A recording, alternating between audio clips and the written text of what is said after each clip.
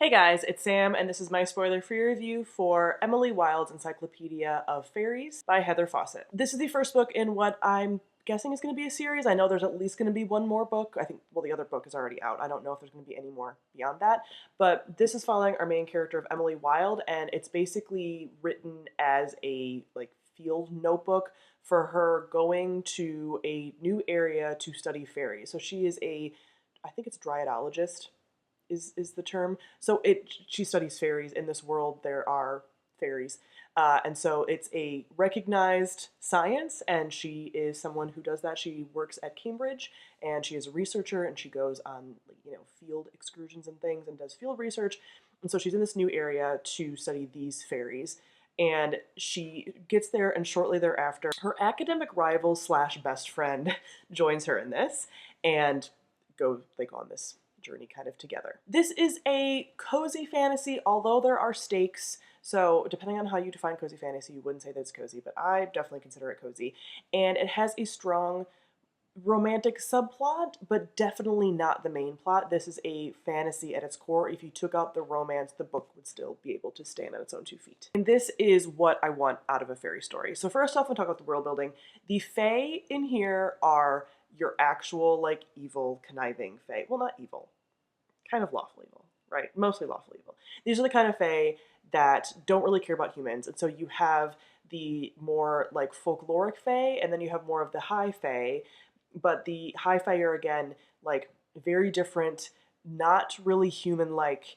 They can be in some ways, but they are kind of tied up in sort of politics and things. And so you get aspects of all those fae. You meet different types of fae, and there's also, the way this is written, there are footnotes in here where she references other academic writings that would be in world, which also added a lot to the world. I found the world to be fantastic. Next, I talk about our characters. I also loved our characters. So first off, we have Emily, and she is an academic. She is so focused on her hyperfixation of fairies, honestly, and she knows fairies better than anyone else, and just has an intuition for fairies, and does really well with them, but doesn't really do well with humans, doesn't really do well with people.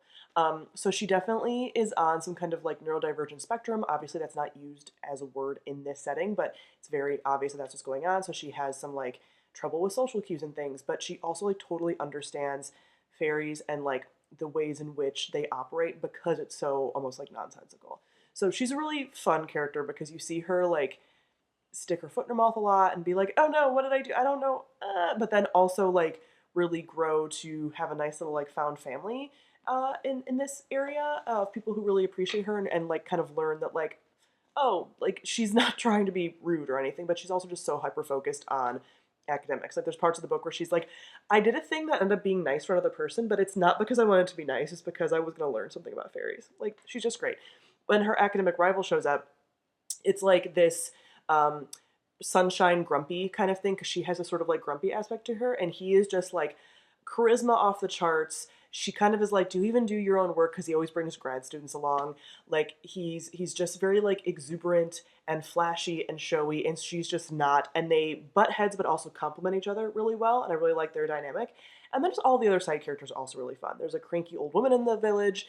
There is a woman that's also the head of the village who's fantastic. There's the people that they're sort of staying with, and a bunch of different little side characters, and in addition some of the fairies that we meet. So all of them have fun little personalities that complement the story so well. Lastly, we talk about the plot.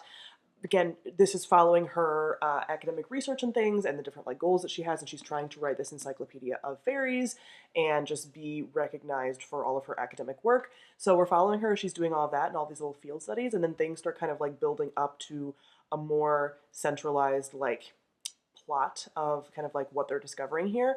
I will say I felt the plot-wise, the ending kind of didn't work as well as the rest of the book for me. The rest of the book was amazing for me. And then the very end felt a little bit rushed, and there was a thing that they did with the end, not quite a twist, but some choices that were made that were it's understandable why they made them, but then also the way that it was executed wasn't quite as good either.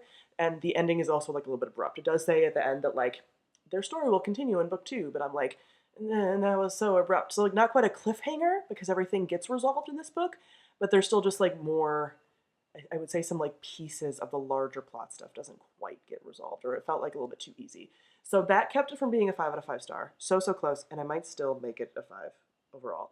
But it's more like a 4.75, 4.5 just because of that ending. But the vibes and the characters and everything are so good. Like, this is what I want in a cozy fantasy. If you like T. Kingfisher, I think you would like this because it feels like T. Kingfisher adjacent. Like, T. Kingfisher is much more like gothic. This is not quite gothic, but it has that like whimsy to it with the fairies and stuff that I really enjoy. So I'll be continuing on with this series, however many books are in this. So comment below, let me know what you thought of Emily Wilde's Encyclopedia of Fairies. Thank you all for watching, and I'll see all of you guys soon. Bye.